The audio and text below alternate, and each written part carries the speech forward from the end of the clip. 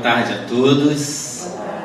Que possamos todos nós nos sentirmos envolvidos pela espiritualidade de amor que trabalha em nome do nosso Senhor Jesus e em nome de Deus, possibilitando-nos a todos nós estarmos aqui presentes, recebendo essa dádiva, essa bênção de podermos buscar a compreensão do Evangelho do nosso Senhor Jesus, ao qual profundamente necessitados que somos do seu amor, da sua misericórdia, para assim compreendermos a nossa caminhada, compreendermos a nossa jornada, para assim refletir tudo isso, toda essa compreensão no nosso comportamento humano, social.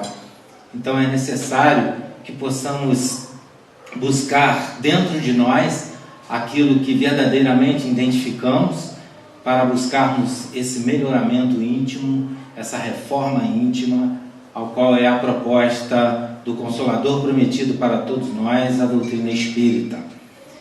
Esse tema, necessidade da encarnação, ela está no capítulo 4, no item 25 e 26 do Evangelho segundo o Espiritismo, que é intitulado da seguinte forma: ninguém pode ver o reino de Deus se não nascer de novo. Então, muito profundamente, Jesus nos traz uma lição que ela é válida para toda a humanidade, nos dois planos da vida, estejamos encarnados ou desencarnados, porque a mensagem de Jesus sempre tem esse mérito para todos em humanidade, não importa se está com um corpo físico, material, ou se está fora dele, não importa, a mensagem de Jesus, ela é ampla. E quando ele nos traz essa necessidade de nós termos que renovarmos essa nossa caminhada, para sim, verdadeiramente, aí encontrarmos, aí vermos, estarmos neste reino de Deus, trazendo então a necessidade da encarnação. Não é uma fala de duplo sentido, não é uma fala de várias interpretações, não, ela é simples. É necessário nascer de novo, há uma necessidade.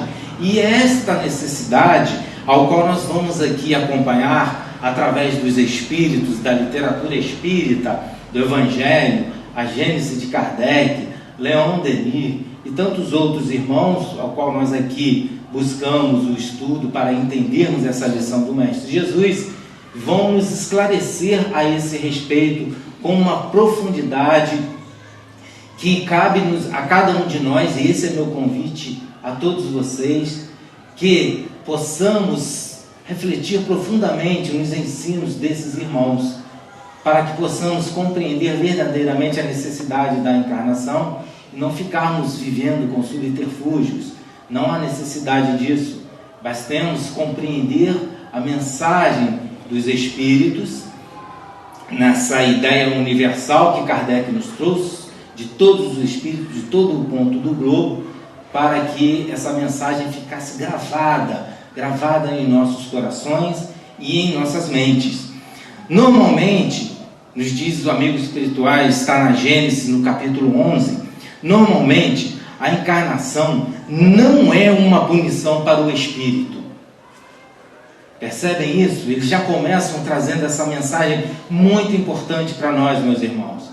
Porque muitos de nós ainda espíritas, ou não espíritas, mas aqui se direcionando aos espíritas, colocam a reencarnação como uma punição, algo que nós temos que pagar, um karma. Não é dessa forma. Essa é uma interpretação errônea do Evangelho do nosso Senhor Jesus a respeito do necessário nascer de novo.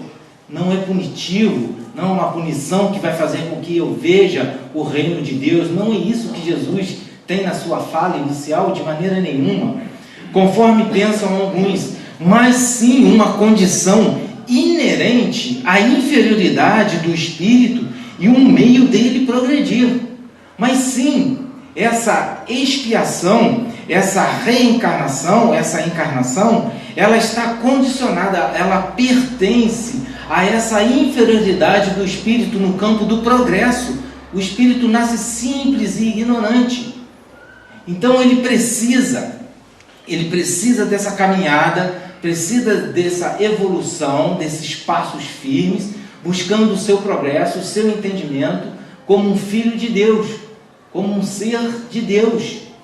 Então é necessário que exista essa inferioridade, ela é inerente a esse início de caminhada, mas essa caminhada ela está voltada simplesmente para o progresso.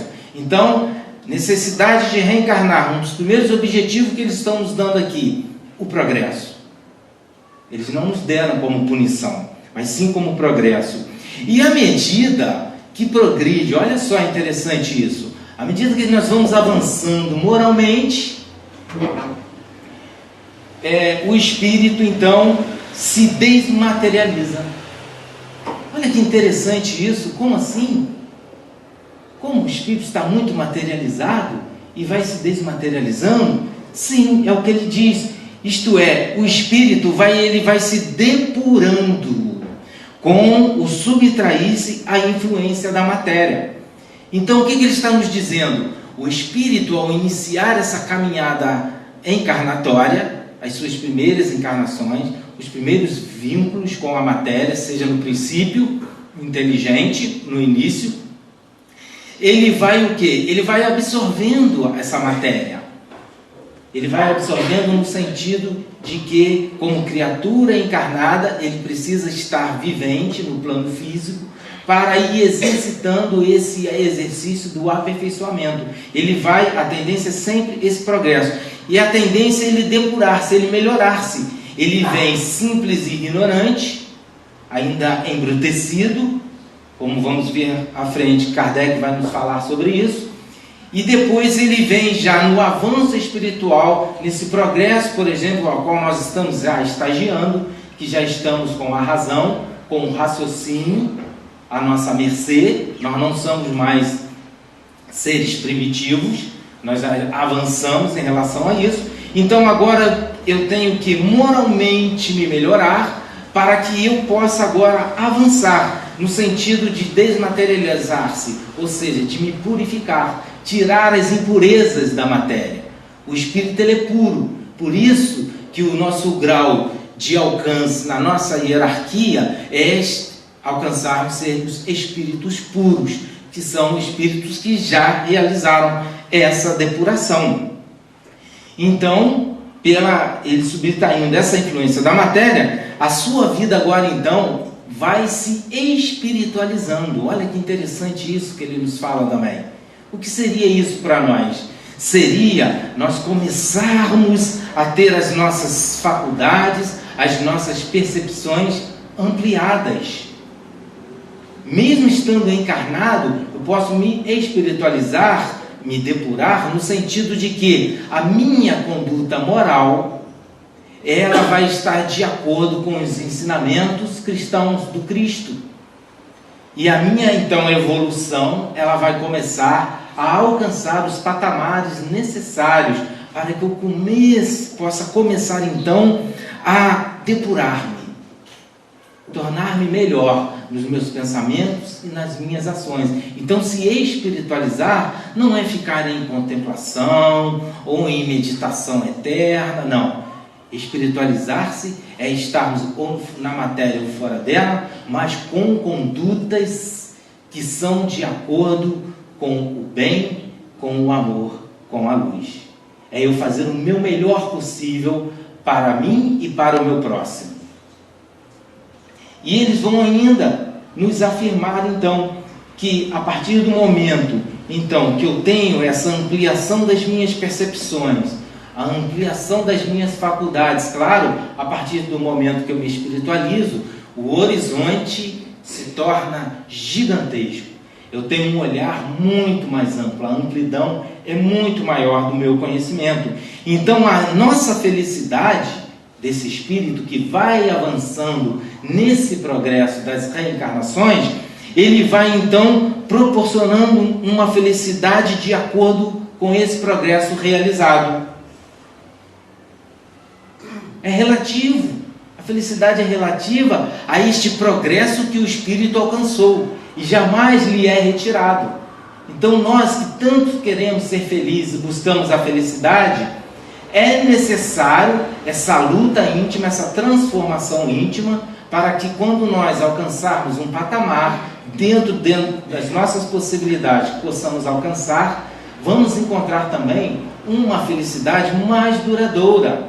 Se a nossa felicidade ainda está muito passageira, está muito volátil, se perde com muita facilidade, é porque estamos muito materializados e buscamos a felicidade do mundo. E não é essa felicidade que o Cristo nos oferta. Então ele nos chama a atenção a esse respeito. Entretanto, como atua em virtude do seu livre-arbítrio, olha só que interessante que ele está nos falando aqui. Pode ele, o Espírito, por negligência ou má vontade, retardar o seu avanço. Então olha só, o Espírito ele tem o livre-arbítrio. O que lhe move? É a sua vontade, como ele fala aqui. Mas se essa vontade ela está no campo da má vontade e a negligência, a indiferença pelo que está ocorrendo conosco ou com o mundo, não me importo com nada disso, ele está negligenciando a vida, deixando de viver, entrando em grandes processos de desequilíbrio emocional, depressivos, de desânimo, porque simplesmente não tem esse olhar para a verdadeira vida. E ele vai nos dizer então, ele vai retardar o seu avanço, ele prolonga consequentemente a duração das suas encarnações materiais. Olha a importância disso que os Espíritos estão nos dizendo. Então, as minhas reencarnações sucessivas, as quantidades, elas estão ligadas a essa minha vontade ou má vontade de caminhar, de avançar. Quanto mais eu buscar me melhorar, mais eu buscar avançar, progredir, menos reencarnações eu vou ter, porque eu vou me esforçar para fazer o meu melhor.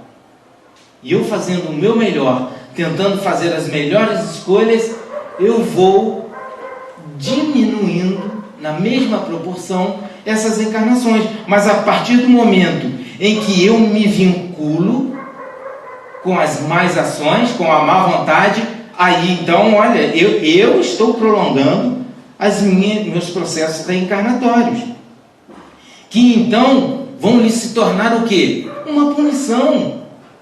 Mas é claro, a sensação é essa. Se nós falarmos assim, meu Deus, quantas encarnações eu já tive, quantas eu vou ter, já estou cansado, eu não quero mais reencarnar. Muitos espíritos vêm na mesa mediúnica e falam isso, eu não quero mais reencarnar. Mas como não querer, se ainda não alcançou o processo de depuração, de desmaterialização?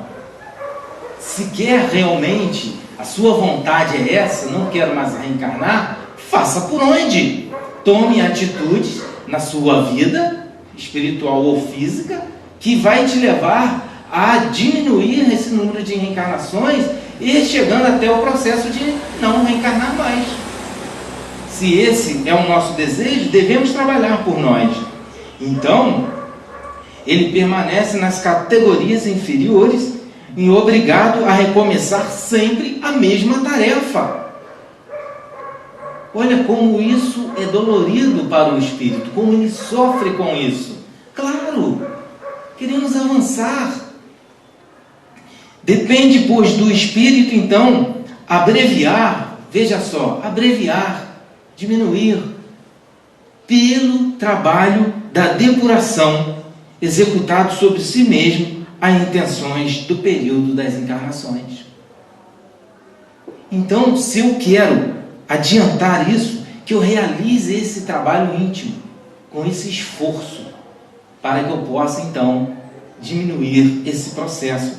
Para o espírito selvagem, vai nos dizer Kardec, que está apenas no início da vida espiritual, a encarnação, então, é um meio de ele desenvolver a sua inteligência. Veja só, então, aquele espírito que está no princípio, é um espírito ainda no campo selvagem, agindo pelo instinto e tudo mais, onde que ele trabalha pela lei de conservação e tudo mais, ele não tem esse processo ainda de culpa do que realiza, de expiação do que realiza, porque ele está nessa fase primitiva, aprendendo, é um aprendizado para o espírito. Contudo, para o homem esclarecido, já muda de figura, porque o senso moral, a razão, já lhe se acha largamente desenvolvida, e o que é obrigado a percorrer de novo, então, as etapas de uma vida corpórea cheia de angústias. Então, aquele que já tem o raciocínio, já pode pensar, já pode concatenar as ideias, ele já é responsável pelos seus atos, como não acontecia com o selvagem primitivo. Aí toda falta, aí ele diz, então terá que se reajustar. Aí ele percebe então que fica nessa repetição, vai ocorrendo, vai percorrendo essas etapas cheias de angústia, quando já poderia ter chegado ao fim. É um sofrimento pela necessidade que se vê de prolongar sua permanência nos mundos inferiores. Então essa é a grande luta do ser. Nos planetas ainda, nos planos inferiores da vida, nos planetas ou no plano espiritual. A gente quer buscar o nosso melhor. E esse processo, ele vai se dar, essa purificação, pela reencarnação, pela necessidade de estarmos nos reajustando e melhorando-nos, crescendo, voltando-se então para o progresso do espírito. Kardec, no Livro dos Espíritos, vai fazer essa pergunta. Ele vai perguntar assim: qual o objetivo da encarnação dos espíritos? E olha como é profunda essa resposta. Deus lhes impõe a encarnação com o fim de fazê-los chegar à perfeição. Aí nós nos perguntamos, tá, tudo bem, mas nós temos esse exemplo, esse guia, esse modelo, essa segurança que nos dê esse caminho? Algum espírito veio e nos deu? Tenhamos dúvida disso? Não, foi Jesus.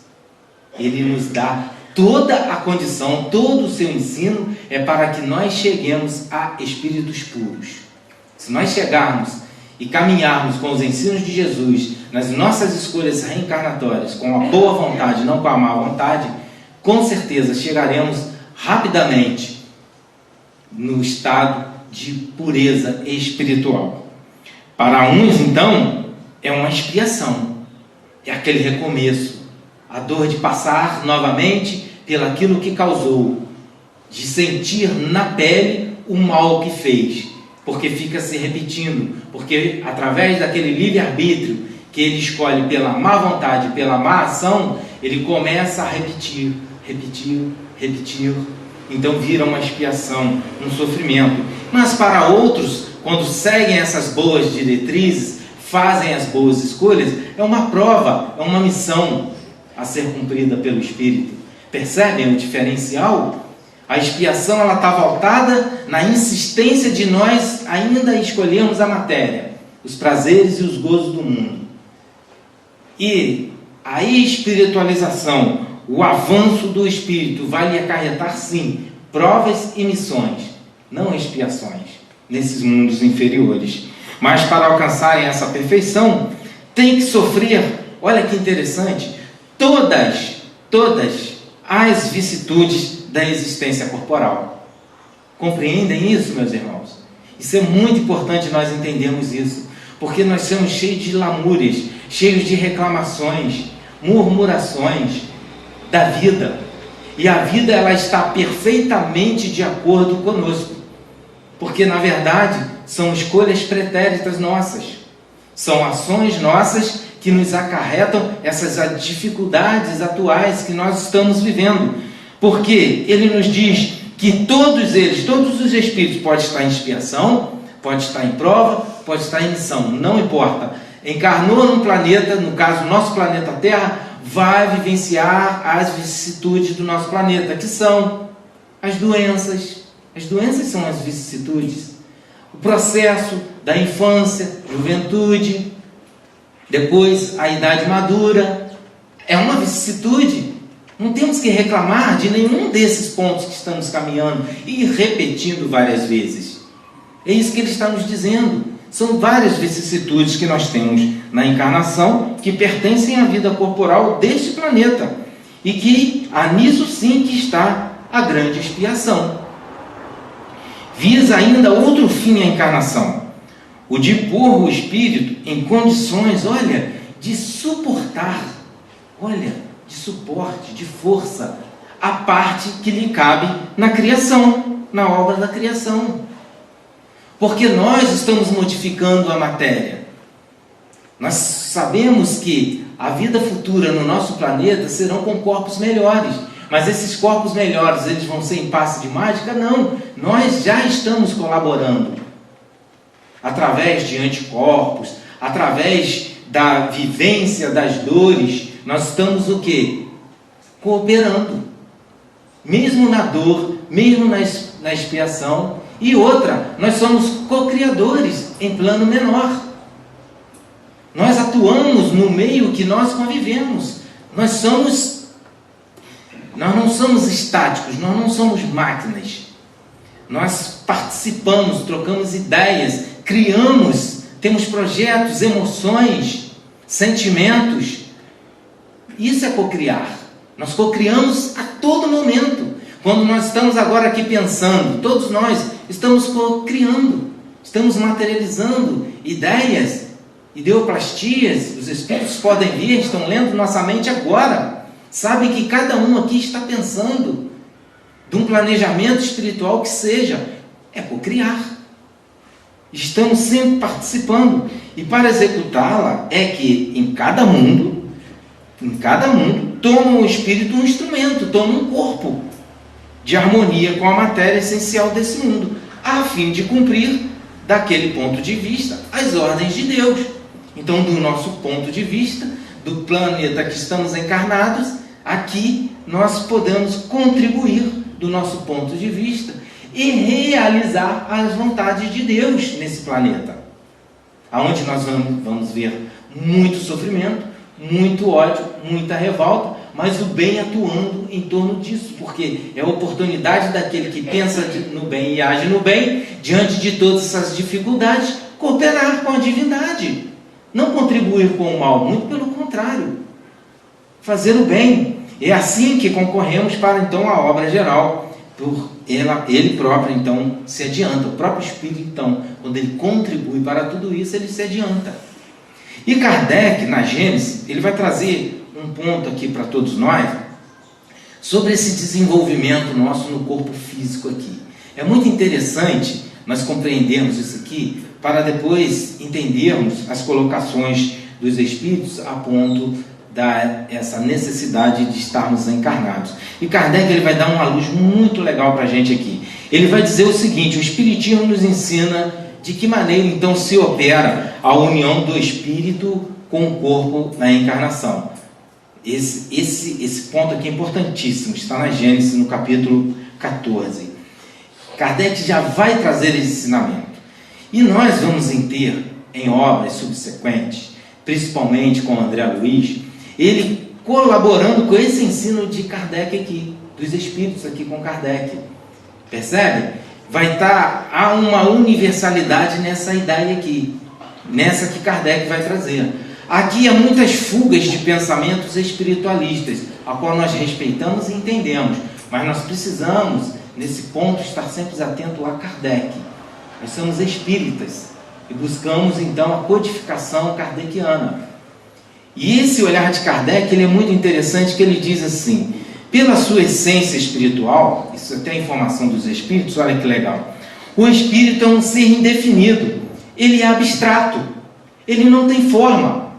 Nós, no nosso pensamento, não conseguimos conceber uma forma para o espírito. Ele não tem forma. Quando Kardec ele faz a pergunta no Livro dos Espíritos, qual a forma que teria o espírito? Aí os espíritos respondem para ele assim: é como uma chama. E se nós formos avaliarmos essa resposta dos espíritos, que forma tem uma chama? Desenhe uma chama. Tem uma forma redonda? Quadrada? Triangular? Retangular? Octagonal? Que forma que tem? Não tem forma nenhuma. Ela fica variando aquelas formas, não tem uma forma definida a chama. Tanto que os Espíritos, quando dão essa resposta, é muito interessante. Eles dão essa resposta que eles vão trazer a ideia que já está lá no Velho Testamento, que Jesus também se utiliza dela, dessa mensagem, dessa forma de entender o Espírito.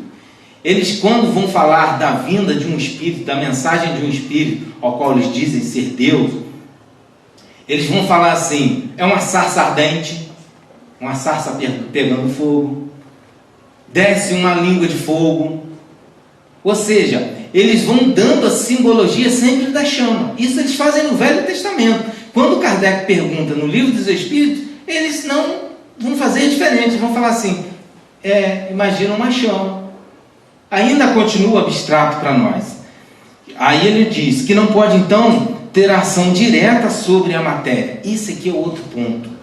O Espírito, essa flama, essa chama, não tem ação direta na matéria, não tem como.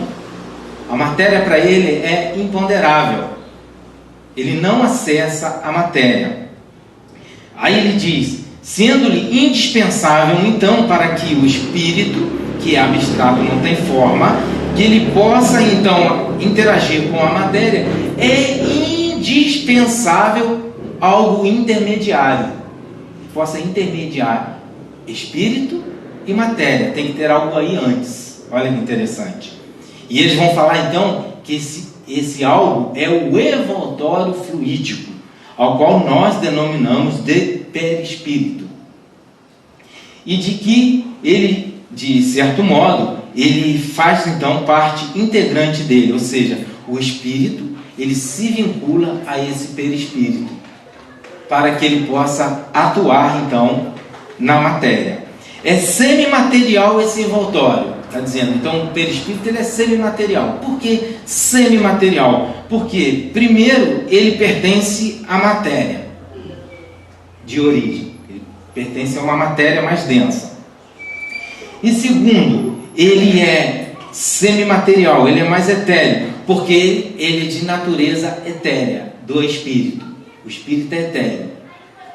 Então, o perispírito ele é semimaterial porque ele vai ter algo que é ponderável para o espírito e, ao mesmo tempo, ele tem que ter essa parte etérea dele para ter a ligação com o espírito. Então, ele fecha isso. Ele já se une, o espírito, com esse corpo semimaterial. Como toda matéria, ele é extraída do fluido cósmico universal. Então, toda a matéria, em qualquer estágio que ela esteja, ela parte desse fluido cósmico universal, que ele nos fala aqui, que nessa circunstância sofre uma modificação especial. Essa modificação especial, como ela é feita, como ela se dá, quem que faz isso? Não sabemos. Nós não temos essa informação. Qualquer informação em cima disso é especulativa. Sabemos que são espíritos superiores, de gradação superior, que acessam esse fluido cósmico universal, como um Cristo, por exemplo, que tem acesso a esse fluido, manipula esse fluido, para que ele possa ir se materializando e chegando a pontos em que outros espíritos possam ter acesso. Então eles manipulam esse fluido para que possa ser criado o nosso corpo espiritual.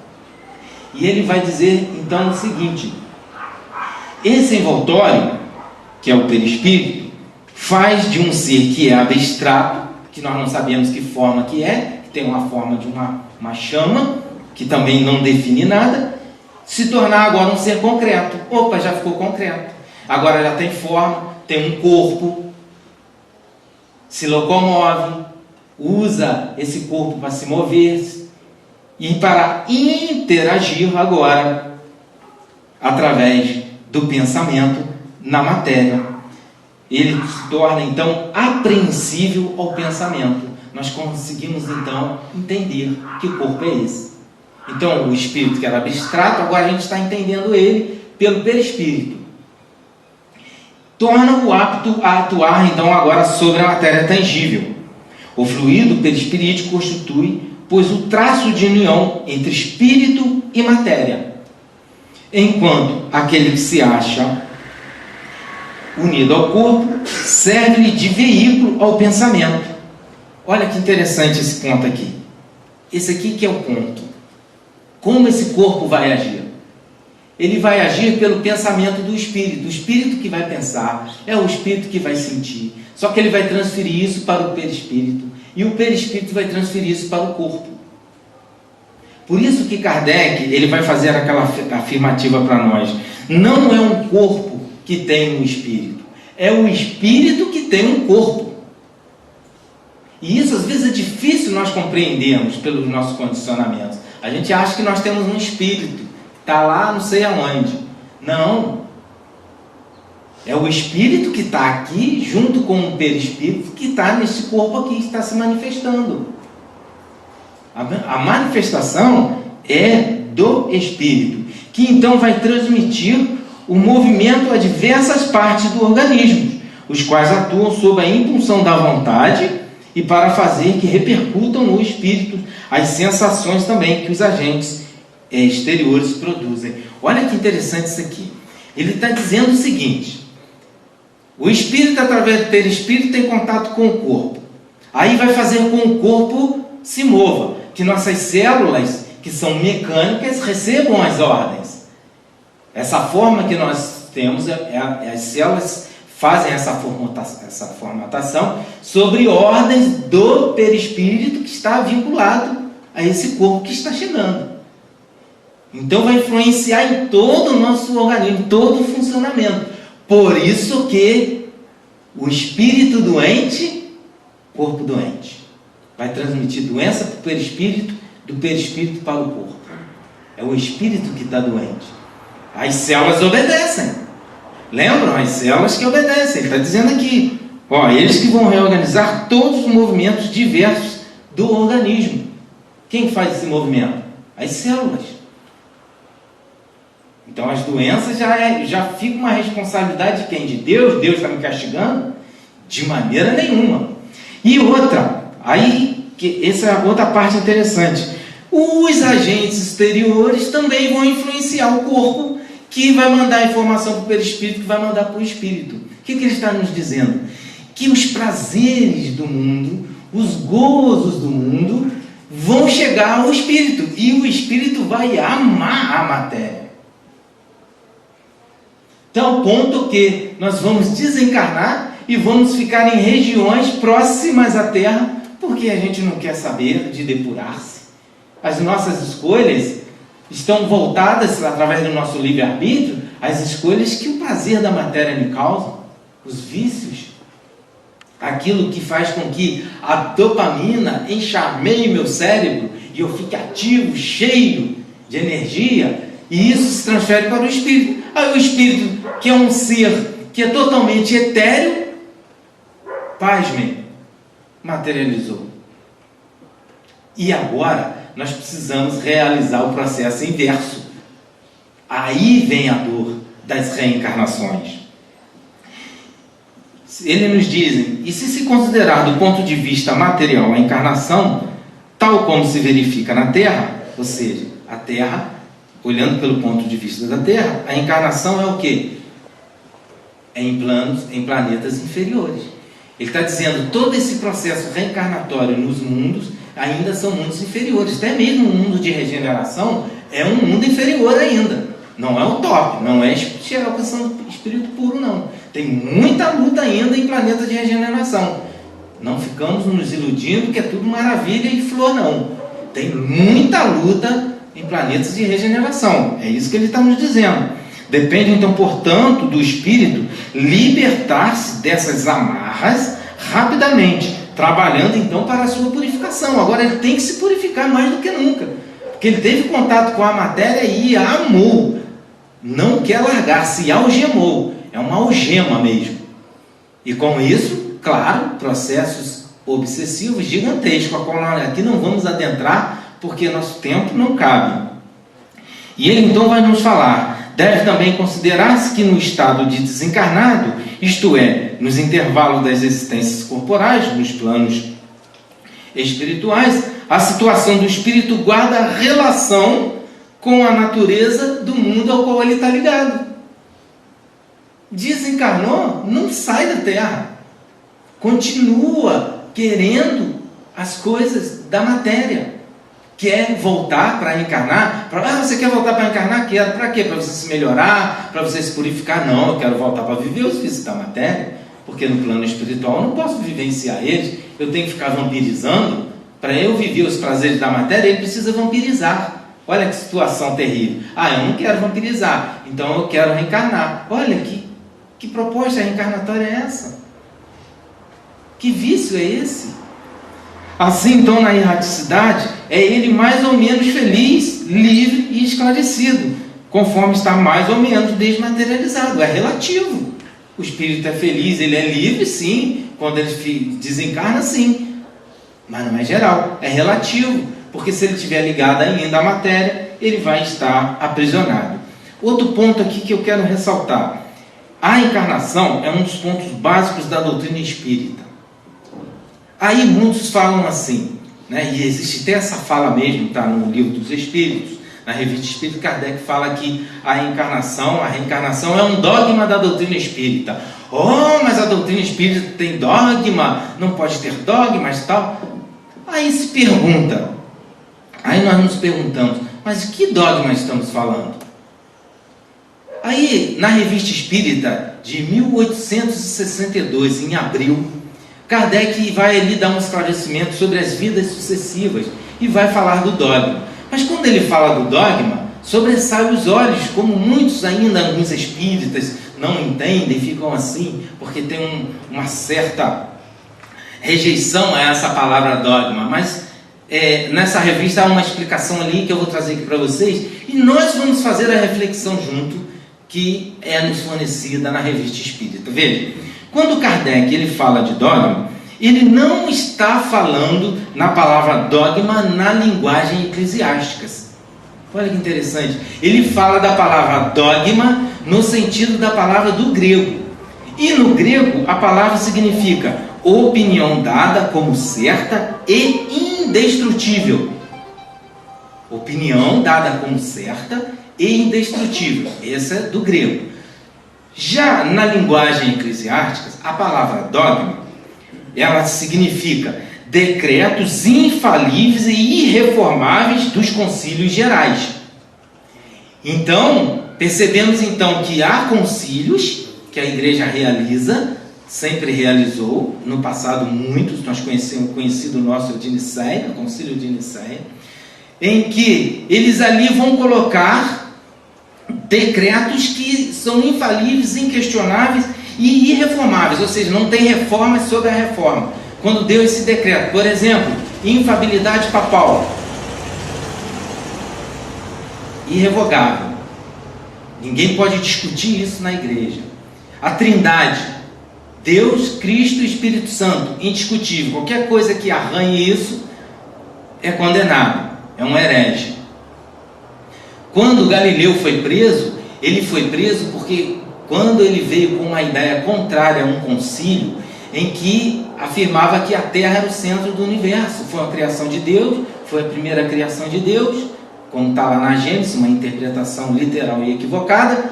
Aí colocou a Terra no centro. Aí Galileu falou, não, existem outros planetas e a Terra não é o centro não, o centro é o Sol e todo mundo gira em torno do Sol. Foi condenado à morte, mas por ter eclesiásticos amigos dele, foi condenado à prisão perpétua domiciliar, onde veio a desencarnar. Então, vamos agora então olhar esses dois dogmas. Primeiro de Kardec, com a visão voltada da palavra dogma do grego. Vamos pegar na encarnação da doutrina espírita e vamos colocar aqui. Opinião dada como certa. Está certa a encarnação dos espíritos? Temos alguma dúvida sobre isso? Ou se temos dúvida, nós vamos desaparecer. Nós não temos a oportunidade de aqui estarmos encarnados. Então, ela é certa, independente de se eu tenho aceitação com ela ou não, ela independe da minha crença, ela é certa. E ela é indestrutível? Sim, porque ela é uma lei de Deus. E o que Deus criou é imutável, não pode ser destruído pelo homem. Por isso Jesus vai fazer referência a ela. Por isso Jesus vai falar é necessário nascer de novo. Porque é uma lei de Deus, é uma lei da natureza. Não temos como refutar isso. Posso não aceitar. Aí é uma outra condição. Mas a lei é a lei e ela existe. Tá. E agora em relação ao dogma da linguagem eclesiástica. É irrefutável a infalibilidade dos papas? Se nós formos pegar a história papais, são histórias dificílimas, dolorosas, de atitudes muito difíceis, não colaboram de momento nenhum com o progresso da humanidade. E muito menos são irreformáveis? Ou elas estão certas? Então ainda nós temos que trabalhar com o planeta Terra sendo o centro do universo, que eles não sabiam nem do sistema solar. Que Galileu que vem trazer a ideia que tem planetas próximos. O sistema solar vai ser descoberto bem mais à frente. Então não tem como mudar isso? Então, através do raciocínio simples, a gente consegue entender a palavra dogma nesse sentido que Kardec coloca. Sim, é viável. É um dogma no sentido de que é certa e indestrutível. A encarnação, ela é necessária ao duplo progresso moral e intelectual do espírito. Então ela tem essa necessidade dupla do progresso moral e intelectual. Não existe progresso moral sem progresso intelectual. Não existe. Eu preciso compreender o que é certo e errado para eu poder fazer minhas escolhas. E as escolhas é a minha moral que vai direcionar. O progresso intelectual, então, pela atividade obrigatória do trabalho, que é o uso da inteligência, vai fazer com que o progresso moral, pela necessidade recíproca dos homens entre si. A vida social, então, é a pedra de toque das boas ou más qualidades. O que eles estão dizendo para a gente aqui? Isso aqui é muito importante a gente entender. Para que haja esse progresso moral, para que eu possa fazer as minhas escolhas, é necessidade essa reciprocidade social de vivência com o outro. O outro é meu parâmetro de medida. Se eu estou agindo bem ou se eu estou agindo mal. É através da vida social, em família, nas cidades, entre os países, no mundo. É essa relação que vai ser a minha medida de se eu estou atuando bem ou mal. E é recíproco. Eu tanto envio energias, como também as recebo. Como está essa relação de reciprocidade de energias? E só através dessa vivência é que o progresso moral vai se manifestar. O intelectual eu posso me isolar, não tem problema. Estou estudando, estou aprendendo, estou lá isolado. O moral não. O moral eu preciso do convívio social. Não existe progresso moral sem convívio social. Então, os amigos vão nos auxiliar em muitas outras informações que o tempo já nos urge e não vamos conseguir aqui avançar. Tem um capítulo do Céu e Inferno aqui, também interessantíssimo. Então, convido a todos a buscá-lo. Está no capítulo 3, no item 8, na primeira parte do Céu e Inferno. Vocês buscarem essa literatura, a qual aqui eu não vou conseguir adentrar. Porque nós vamos agora para uma conclusão que todos nós vamos fazer juntos com Leon Denis. Essa conclusão que ele traz sobre a encarnação está no livro Problema do Ser, do Destino e da Dor. Está na segunda parte, no capítulo 13. E essa reflexão que nós vamos fazer, gostaria de convidar a todos a pensarem, a usarem a razão, a usarem a lógica que Kardec convida a todos nós. É primordial que façamos isso nesse momento, porque esse é o convite de Leon Denis, para que a gente faça essa reflexão com o que ele vai nos trazer e com o que nós estudamos aqui a princípio sobre a encarnação. Então, os pontos ao qual nós vamos ver aqui serão 3 pontos. A encarnação é um dos pontos básicos da doutrina espírita. Vamos ver aqui o porquê. A lei da natureza, para que se cumpra a lei do progresso, essa necessidade de estarmos reencarnando e progredindo. E o Espiritismo comprova, através então da fé raciocinada, a encarnação, ao qual convido a todos aqui nós realizarmos juntos. E ele então nos começa falando assim: a alma, depois de residir temporariamente no plano físico, extrafísico, no plano espiritual, ela renasce na condição humana, trazendo, consigo a herança, boa ou má, do seu passado. Renasce criancinha, reaparece na cena terrestre para representar um novo ato do drama da vida, da sua vida, e resgatar as dívidas que contraiu e também conquistar novas capacidades que lhes hão de facilitar então a sua ascensão e acelerar então a sua marcha para a frente. Outro ponto: a reencarnação, afirmadas pelas vozes do além-túmulo, é a única forma racional pela qual se pode admitir a reparação das faltas cometidas e a evolução gradual dos seres, e de conceber a existência de um ser que governe o universo com justiça. Não tem como ver justiça divina numa única existência.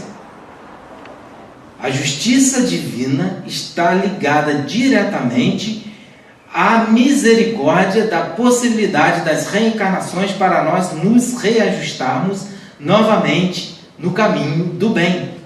São as possibilidades que não são dadas.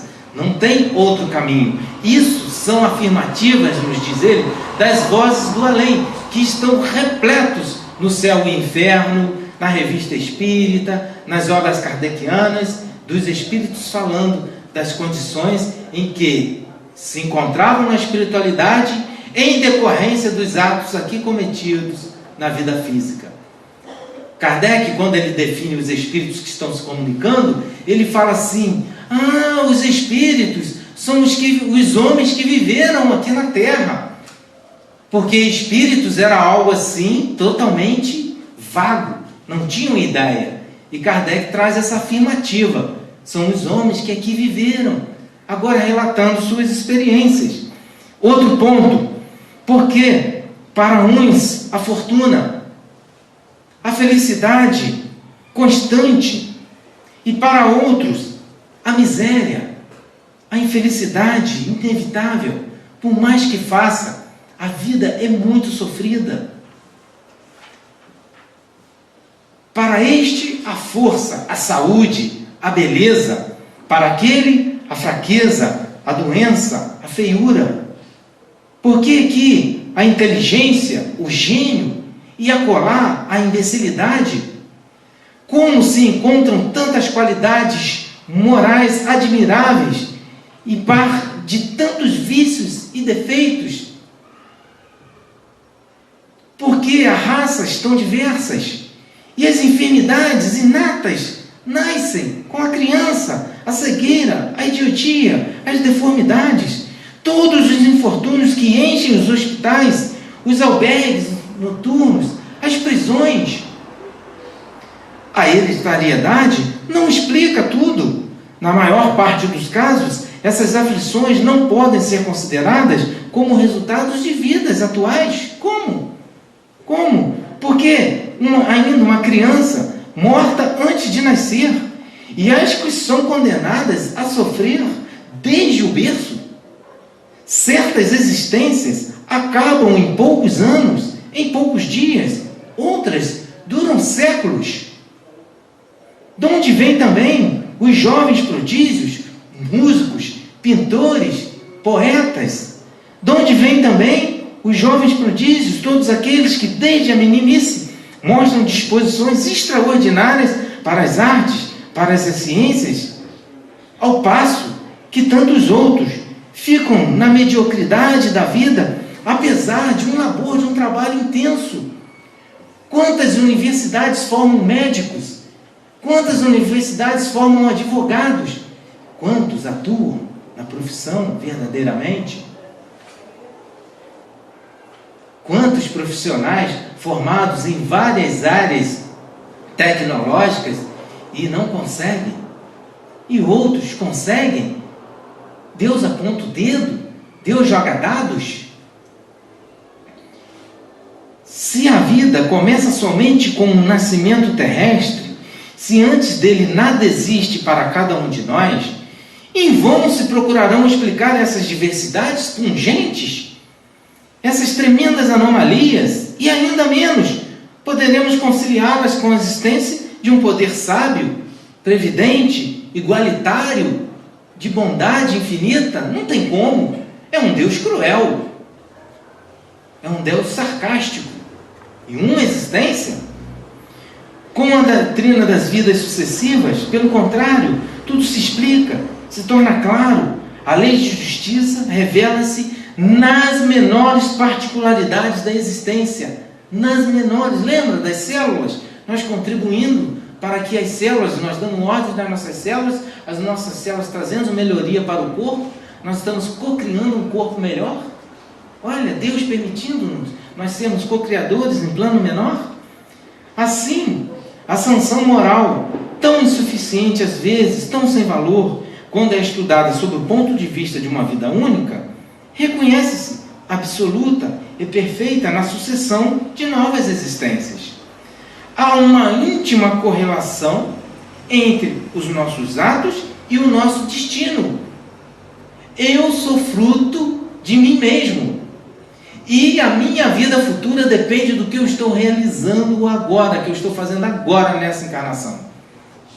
Do que eu vou levar para o mundo espiritual e do que eu vou retornar, e assim sucessivamente, até tomar as melhores decisões, até fazer as melhores escolhas. Sofremos em nós mesmos, em nosso ser interior e nos acontecimentos da vida.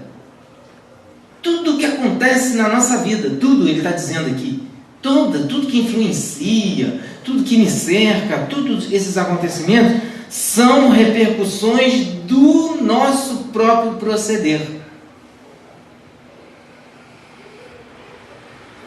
A nossa atividade, sobre todas as suas formas, cria elementos bons ou maus, efeitos próximos ou remotos, que recaem sobre nós como chuvas, tempestades dolorosas ou em alegres claridades. Depende do que nós estamos escolhendo, como nós estamos direcionando essas energias que estão sob o nosso controle. Lembra? É o espírito. Ele está controlando o perispírito e consequentemente controla o corpo. O homem constrói o seu próprio futuro. Até agora, na sua incerteza, na sua ignorância, ele o construiu às cegas e sofreu as consequências disso sem poder explicá-las. Mas agora, não tardará agora o momento que mais bem instruído, o Consolador já está caminhando com a humanidade.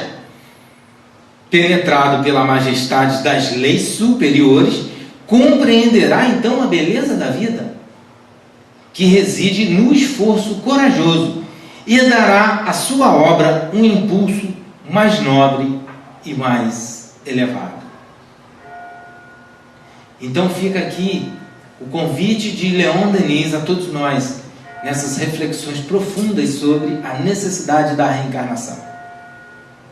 E cabe-nos a cada um de nós, através das conclusões que nós vamos chegar particularmente no nosso mundo íntimo, cabe a todos nós buscarmos as chuvas torrenciais, as tempestades destruidoras, ou o amanhecer radioso de luz, aonde o Espírito vai buscar se desmaterializar, não levar mais para o mundo espiritual a matéria densa, não se tornar um espírito que necessite estar se vinculando em outros espíritos encarnados através de um doloroso processo de vampirismo, a sugar energias para obter os prazeres do mundo físico. Não, temos que dizer não a esses sentimentos, a esses vícios, a essas paixões do mundo. E sim, buscarmos nos espiritualizar, no sentido que os Espíritos aqui nos trouxeram, de vivenciar mesmo os encarnados, mas espiritualizando as nossas ações, fazendo escolhas do bem, que no caminho da reciprocidade vão reverberar sobre nós mesmos. Que Deus nos abençoe e a sua misericórdia infinita possa continuar sobre nós.